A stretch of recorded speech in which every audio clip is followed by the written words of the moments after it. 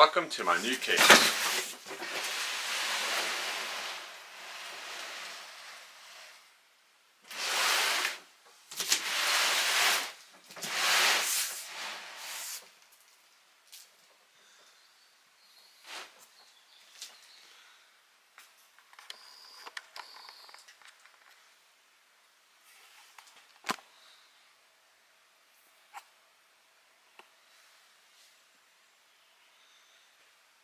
The 7000x RGB.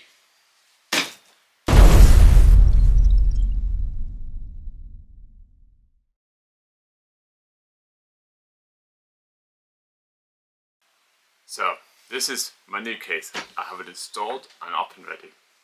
So I just want to speak about some of the build log challenging I had in it.